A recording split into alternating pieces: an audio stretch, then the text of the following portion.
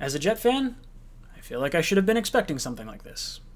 CJ Mosley has opted out of the 2020 NFL season. J-E-T-S, Jets, Jets, Jets! Welcome to Jets Talk. My name's Ryan. I'll be your pilot today. If you're new here, hit that subscribe button. If you've been here before, welcome back. I love having you here. Guys, Mondays, 8 o'clock to 10 o'clock, I do my live call-in show, and Tuesdays, 8 o'clock to 10 o'clock, we do our Talkin' Jets panel with me, Matt O'Leary, and Greenbean. So make sure to tune in for all the fun hijinks and questions and everything about the CJ Mosley, the Jamal Adams news, everything about that Tuesday night. But let's move on to the video. Let's talk about CJ Mosley opting out for the 2020 NFL season. Now, the Jets signed CJ Mosley last offseason to a 5-year, $85 million deal to pull him away from Baltimore. It is the highest middle linebacker contract in the league, and this one hurts. We've already lost Jamal Adams for the season, trading him over to Seattle, and now CJ Mosley, our arguably 1B best defensive player, just opted out for the entire season. So what does this mean? There are two different types of opt-outs. There's the medical opt-out, and then there's the regular voluntary opt-out. The medical opt-out means you get a $350,000 stipend. The voluntary one is a $150,000 stipend. Now, CJ Mosley, I believe, is going to be the $150,000 variety, but I guess we'll kind of have to wait and see on that. Basically, what this means is CJ Mosley has 4 years, $56 million left on his contract.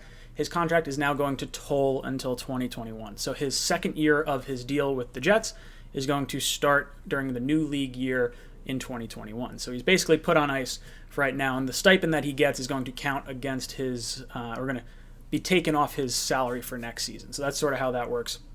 Now, there's going to be guys out there that are like, oh, well, if his contract tolls, we get a bunch of salary cap space. And you're not wrong, but it's also not as great as it sort of sounds.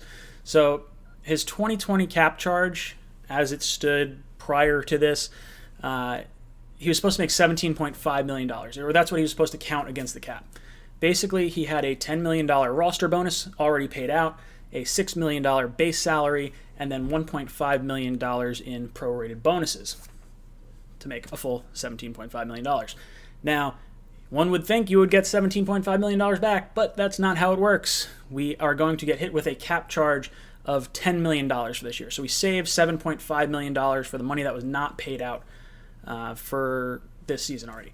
So what happens is next year we're going to wind up, rather than a $17.5 million cap hit for CJ Mosley, we're going to get a $7.5 million cap hit. So it's going to be a nice little cap savings next year, but the real big issue for this is that the Jets lose a star player, get another year added onto his age, so his contract just gets a little bit longer. And that contract was kind of not the best contract anyway. Like, we grossly overpaid for CJ Mosley, and this is someone that I really like. Like, I'm very happy with CJ Mosley. Just, 3/4 of play in 2 years kind of gives you some buyer's remorse. So, God, what do you do? What do you do right now? Now, we're very lucky that Avery Williamson is still on the roster. We're going to be able to slide him in nice and easy. We lost him last season, so it's going to be good to get him back. But CJ Mosley, the big issue here is that his contract tolls, and now the Jets were going to be able to get out of that contract in 2022, but now it seems like they're not going to be able to get out of that contract until 2023, which could really put us in a bind in terms of salary cap space when we go to try and extend Sam or any other players that we're trying to bring in. It's not as easy and as simple as just sliding 1 year back. It really throws a wrench into our whole team building process.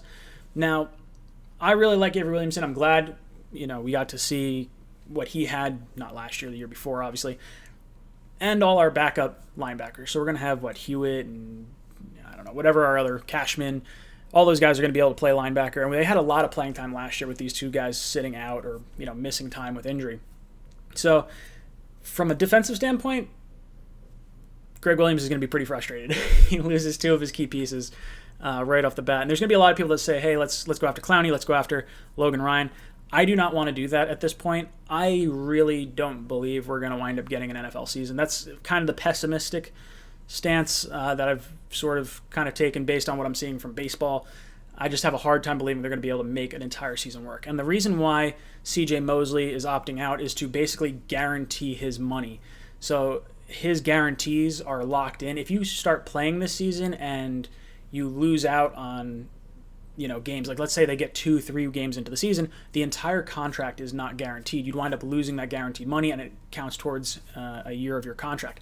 Now, players like Jamal Adams, it makes a lot of sense because he wants to get done with this season as quick as possible. So if they can play one game and then the season ends, then fine, it counts as an accrued year for him. He doesn't make as much as he would have, but at least he's not kind of risking his body and gets 1 year out of his deal. So there's a lot of moving pieces here. But what do the Jets do here? This is going to be very frustrating. The nice thing is that $7.5 million cap charge for 2021 kind of gives the Jets a very interesting option that we didn't otherwise have. We might be able to trade CJ Mosley in the offseason in the event we want to move on from him. Now, this is not something I had really wanted to consider because I like CJ Mosley and I would like to see him on the team long term. The issue is his cap hits and how long they're going to go on. We're tied to him now to 2024, but we get out at 2023.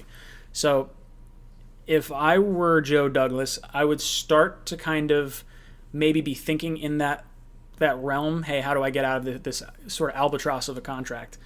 So I don't know what we get for him. I mean, he's still going to be a pretty expensive guy after next year. So, I mean, you could probably move him, but it's not going to be the prettiest of contracts. Now, CJ Mosley is the biggest name right now of all the names that have opted out of the 2020 season, and I'm sure it's not going to be the biggest name overall. I think there's going to be other players that opt out. I think you could see some quarterbacks. Fingers crossed for Russell Wilson. Am I right? Yeah, we'll see. But anyway, guys, let me know what you think of the opt-out down below. Do you think this really hurts the Jets? Do you think it's kind of like whatever? What are your opinions of it down below? Let me know. And as always, go Jets.